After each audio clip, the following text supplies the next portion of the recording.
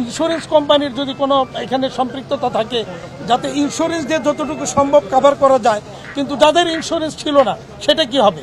আমরা বিনীত অনুরোধ করব সরকারকে যে এটাকে আইডেন্টিফাই করে তাদেরকে অন্তত সরকারের পক্ষ থেকে যেন এই ক্ষতিপূরণটা দেওয়া হয়। এবং দেশের রপ্তানি খাত সবচেয়ে বড় ক্ষতিগ্রস্ত। যে পণ্য এখানে ছিল সেটা তো পুরো গিয়েছেই, কিন্তু এই পণ্যটার কারণে যেই পণ্যগুলি আমাদের রপ্তানি বাধাগ্রস্ত হবে সেটাও কিন্তু একটা বিশাল বড় রপ্তানির পরিমাণ, কিন্তু ওখানে কয়েক হাজার কোটি টাকা হবে। সুতরাং এই ধরনের একটা পরিস্থিতিতে সরকারের সহযোগিতা ছাড়া কোনোভাবেই আমাদের এগোনো সম্ভব না।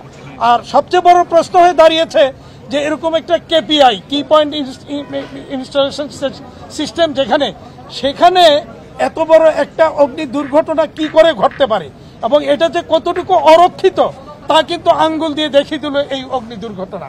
আমাদের ইন্ডাস্ট্রিতে আমরা সর্বোচ্চ সেফটি এনশিওর করে থাকি, তাহলে সরকারের দেশের সবচেয়ে গুরুত্বপূর্ণ অর্থনীতির দুইটা জায়গাকে আমরা চিহ্নিত করি, একটা চট্টগ্রাম বন্দর অর্থনীতির প্রাণ, আরেকটা হচ্ছে ঢাকার এয়ারপোর্টের এই কার্গো ভিলেজ। এরকম গুরুত্বপূর্ণ দুইটা জায়গা যদি এরকম অরক্ষিত থাকে তাহলে আমাদের আর নিরাপত্তা বা দেশের অর্থ সম্পদ বলেন, অর্থনীতি বলেন, কোথায় ভরসা রাখতে পারে?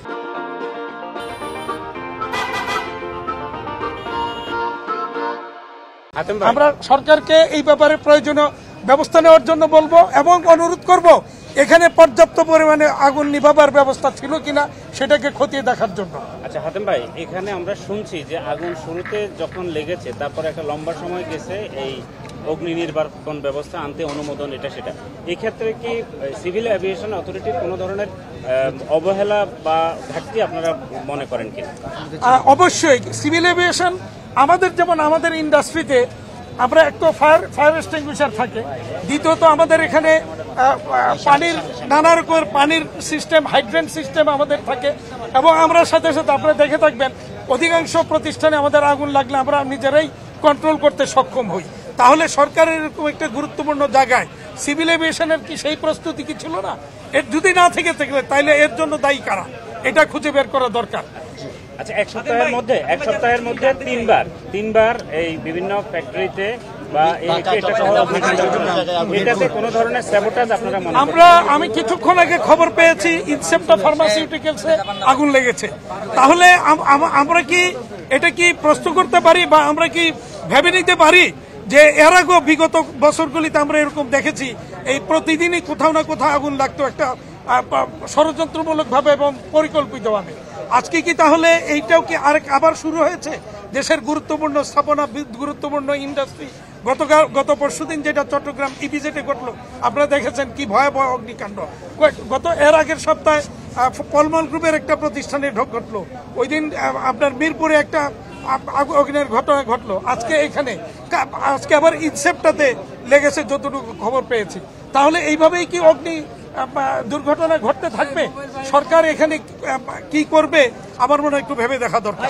এখানে ক্ষতির পরিমাণ কেমন? বৈশ্বিক বাণিজ্যের মধ্যে যখন আমরা এত কমপ্লায়েন্সের কথা বলি, যেখানে এরকম একটা কেপিআইতে আগুন লাগা, আপনাদের যে মানে অ্যাসুরেন্স মার্কেটের উপর ছিল বা আপনাদেরকে যে বিশ্বাস বায়াররা করছে, সেইখানে আপনারা কতটুকু ইমেজ হারাইছেন আর কত অর্থনৈতিক ক্ষতি হতে পারে বলে মনে করেন? হ্যাঁ, ইমেজ তো অবশ্যই, এটা আমাদের যে বহির্বিশ্বে যে সমস্ত ক্রেতারা রয়েছেন তারাও কিন্তু এটা নিয়ে খুব উদ্বিগ্ন এবং একটা ইমেজ ক্রাইসিস তো অবশ্যই ঘটবে যে এত বড় একটা জায়গায়, এরকম একটা গুরুত্বপূর্ণ জায়গায় এই ধরনের অগ্নিকাণ্ড ঘটলে তাহলে সারা দেশটাই কি অরক্ষিত কিনা এই প্রশ্ন কিন্তু বহির্বিশ্বে আসবে। তো আমরা মনে করি এই ইমেজ কাটিয়ে ওঠার জন্য সবাইকে সম্মিলিতভাবে কাজ করতে হবে। সরকার যেমন করবে এবং এখানে সিভিল এভিয়েশন থেকে শুরু করে বিমান মন্ত্রণালয়, আমরা যারা আমদানি রপ্তানিকারক আছে, সিএনএফ এজেন্ট আছে, সরকারের অন্যান্য গুরুত্বপূর্ণ সংস্থা যারা আছে, সবাইকে মিলে এইটার জন্য কাজ করতে হবে এবং ভবিষ্যতে যাতে এই ধরনের কোনো ঘটনা না ঘটে সেই জন্য প্রয়োজনীয় উদ্যোগ বা ব্যবস্থা নিশ্চিত করতে হবে। ক্ষতি তো অবশ্যই কোনোভাবেই 1000 কোটি টাকার নিচে হবে বলে আমরা মনে করছি না ইনস্ট্যান্টলি এখানে যেটা হয়েছে।